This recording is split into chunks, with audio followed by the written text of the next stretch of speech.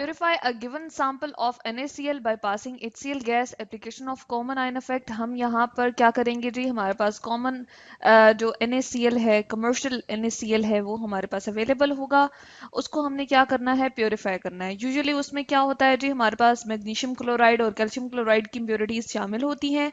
तो यहाँ पर हम क्या करेंगे जी, उसको प्योरीफाई करेंगे। अब हम क्या करते हैं, यहाँ पर एपरेटिस देख लेते हैं। इस प्रैक्टिकल के लिए हमें क्या क्या रिक्वायर्ड है, हमें बीकर और ग्लास रॉड रिक्वायर्ड है। इसके अलावा मेजरिंग बैलेंस हमें रिक्वायर्ड होगा, हमें राउंड बॉटम फ्लास्क रिक्वायर्ड होगा, थिसल फनल हमें चाहिए, और हमारे पास फनल भी रिक्वायर्ड होगा। ठीक है, ये कुछ हमारे पास एपरेटिस जो है हमने यहाँ पर बता दिए हैं। इसके साथ साथ अगर हम देखें हमें केमिकल्स कौन कौन से रिक्वायर्ड होते हैं, तो हमें कॉमन सॉल्ट चाहिए, कॉन्सेंट्रेटेड सल्फ्यूरिक एसिड चाहिए होगा, और डिस्टिल्ड वाटर भी हमें रिक्वायर्ड होगा।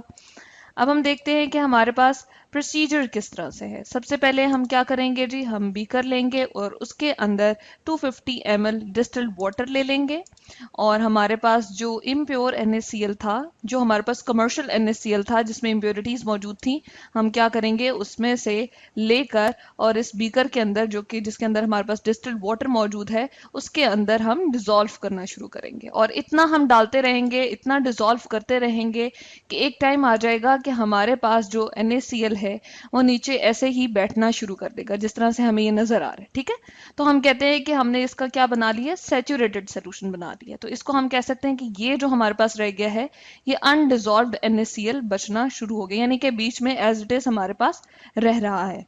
तो यानी कि इस हद तक हमने NaCl को इसमें डालना है। ठीक है, अब हम क्या करेंगे, ये जो हमारे पास बीकर में सॉल्ट मौजूद है, हम क्या करेंगे जी, इसको फिल्टर आउट कर लेंगे। ठीक है, ताकि हमारे पास मजीद कोई रेत या सैंड वगैरह या कोई मट्टी वगैरह बीच में मौजूद है, तो फिल्टर पेपर से जितनी भी इम्प्योरिटीज हमारे पास निकल सकती है हम निकाल लेंगे।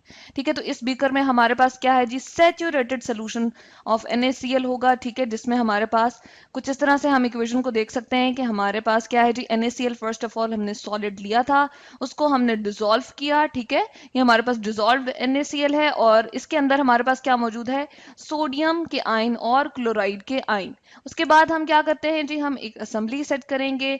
हम एक राउंड बॉटम फ्लास्क यहाँ पर ले रहे हैं, स्टैंड के साथ हमने फिक्स किया है। उसके नीचे हम ट्राईपोड स्टैंड लगाएंगे, और नीचे से हमने बंसन बर्नर जो है वो रखना है इसके नीचे। ठीक है, और इसके बाद हम इसको यहाँ पर हम देख रहे हैं कि थिसल फनल यहाँ पर फिट करेंगे, कॉर्क फिट करके, और उसके अंदर हमने थिसल फनल ऐड करना है। ठीक है, फिक्स करना है, और कहीं से भी हमने कोई एंड इस तरह से खुला नहीं छोड़ना कि हवा अंदर एंटर ना हो सके। ठीक है, और उसके बाद हम डिलीवरी ट्यूब जो है वो इसके साथ अटैच करेंगे। यहाँ पर हमने फनल कुछ इस तरह से अटैच करना है कि जो हमारे पास सैचुरेटेड हमने NaCl का सोल्यूशन हमने जो बनाया था, ठीक है, उसके ऊपर हमने इस तरह से सेट करना है कि कहीं से हवा अंदर दाखिल ना हो सके, या गैस हमारे पास जो प्रोड्यूस हो वो यहाँ से बाहर ना निकल सके। इसको लिक्विड के यानी कि इस सोल्यूशन के साथ बिल्कुल टच नहीं करना इस फनल को, इसके जो सरफेस है, बल्कि इसको थोड़ा सा ऊपर रखना है और बीकर के साथ इस तरह से फिक्स करना है कि हमारे पास कहीं से भी इसके हम कहते हैं ओपनिंग एंड्स ना रह जाएं। ठीक है, उसके बाद हम देखेंगे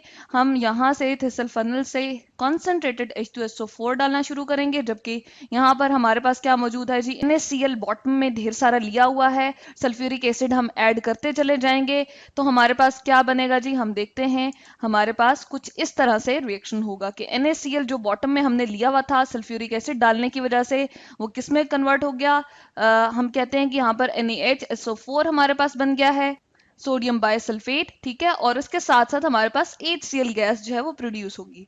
वो HCl गैस यहाँ से डिलीवरी ट्यूब से होती हुई हम कहते हैं कि यहाँ पर पास होगी, और फिर इस तरह से इस सोल्यूशन के अंदर जाएगी। ठीक है, और यहाँ पर हमारे पास जो NaCl मौजूद है उसको क्या करेगी, प्योरीफाई करेगी। अब हम देखते हैं कि हमारे पास क्या होगा, इस तरह से HCl गैस मूव करेगी। ठीक है, इस तरफ को, और उसके बाद नीचे की तरफ आएगी। ठीक है, और उसके बाद हमारे पास जो सोडियम और क्लोराइड के आयंस प्रेजेंट हैं, उसके अंदर से हम क्या पास कर रहे हैं, HCl गैस पास कर रहे हैं। ठीक है, तो कॉमन आयन इफेक्ट की वजह से हमारे पास क्या होगा, क्योंकि क्लोराइड और क्लोराइड यहाँ पर हमारे पास कॉमन आयंस हैं। ठीक है, तो हमारे पास रिएक्शन बैकवर्ड होना शुरू हो जाएगा, यानी कि NaCl हमारे पास प्योर फॉर्म में बनना शुरू हो जाएगा, जबकि बाकी मैग्नीशियम क्लोराइड और कैल्शियम क्लोराइड उनकी सॉलिबिलिटी जो है वाटर के अंदर अंदर ज्यादा है वो वाटर में एज इट इज रहेंगे, जबकि NaCl जो है यहाँ पर प्योर फॉर्म में हमारे पास सेपरेट आउट हो जाएगा।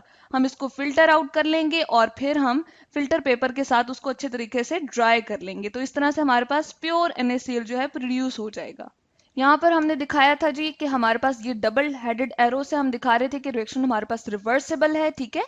तो जब हमारे पास यहाँ पर HCl भी मौजूद होगा, ठीक है, जिस तरह से हमने दिखाया कि हम HCl गैस को पास करें तो क्लोराइड आइंस हमारे पास कॉमन हो जाएंगे। जब इनकी ज्यादती हो जाएगी तो ये बैकवर्ड मूव करना शुरू कर देंगे और इस तरह से NaCl हमारे पास सॉलिड फॉर्म में, प्योर फॉर्म में अटेन हो जाएगा, जैसा कि हम यहाँ पर देख रहे हैं, ठीक है। तो इस तरह से हम NaCl की प्योरिफिकेशन कर लेंगे कॉमन आयन इफेक्ट की वजह से, और ये हमने देखा कि हम किस तरह से प्योरीफाई कर सकते हैं कमर्शियल NaCl को बाय कॉमन आयन इफेक्ट, और इस तरह से हमने कॉमन आयन इफेक्ट के थ्रू NaCl को प्योरीफाई कर लिया।